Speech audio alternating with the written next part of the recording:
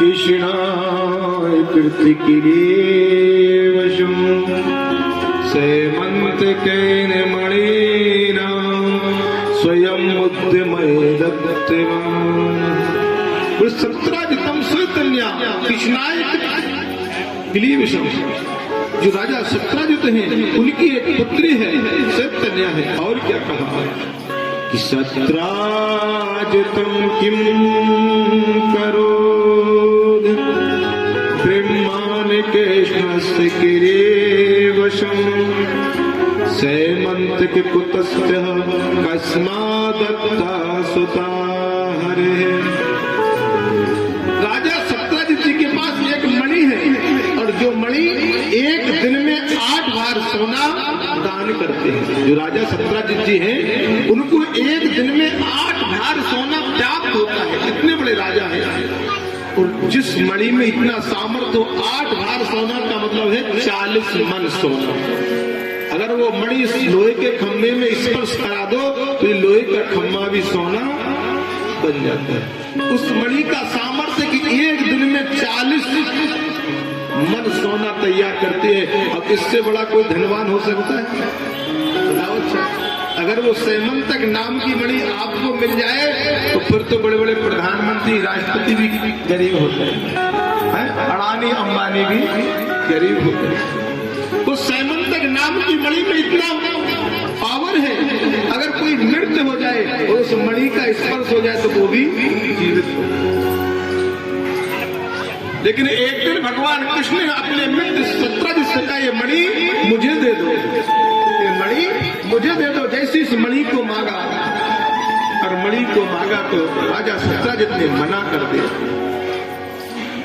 आसीद सत्राजितम सूर्यो आकाश परम सखा। ये सूर्य के शिष्यों में गिना जाता है। सूर्य के द्वारा वो मणि दी गई थी सेमंतक नाम की राजा को। और राजा ने उस मणि को जब मना कर दिया अपने मित्र अपने सखा कन्हैया को, कन्हैया ने कुछ नहीं कहा। बोले आपकी वस्तु आप जब मुझे नहीं देंगे तो हम छीन थोड़ के लेंगे।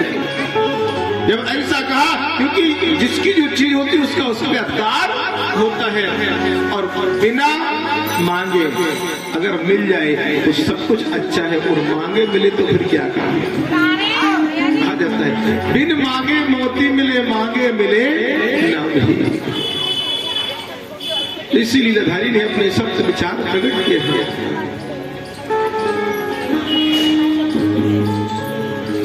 लीलाधारी ने जैसे अपने विचारों को प्रकट कर दिया, गोविंद ने अपने विचारों को प्रकट कर दिया। बिन मांगे मोती कैसे मिलते हैं? बिन मांगे मोती मिल जाएंगे? बोले हाँ। देनिहार कोई और देवत है दिन रैन, लोग भरम मुझसे करे तासे नीचे। देने वाला लेने वाला परमात्मा हम और आपको संसार के एक तुच्छ प्राणी, हमारे आपके हाथ में कुछ नहीं है। राजा सत्राजित ने जब कहा कि हम नहीं देंगे, एक दिन राजा सत्राजित का भाई प्रसेन और उस मणि को लेकर के जंगल में चला गया। राजा सत्राजित का भाई जिस तरह उस मणि को लेकर के जंगल में गया और जंगल में जाकर के क्या देखता है, जंगल में जैसे पहुंचा जंगल में देखा कि एक सिंह चला आ रहा है और राजा सत्राजित का भाई प्रसेन ने सिंह से युद्ध करना प्रारंभ कर दिया। पहले के राजा आंखें खेलने गया और जिससे युद्ध करना प्रारंभ किया, जैसे युद्ध की बात आई और युद्ध के समय राजा सत्राजित के भाई प्रसेन ने सिंह के सामने हथियार डाल दिए और सिंह ने प्रसेन को मार दिया। और जैसे सिंह ने प्रसेन को मारा, उस मणि को लिया और उस मणि को लेकर के अंतर ध्यान आगे सिंह गया और सिंह को जामवंत जी रूपी एक रीछ मिला। उस रीछ ने आज सिंह से युद्ध किया और इसी सिंह से युद्ध किया और युद्ध करते समय आज सिंह को भी।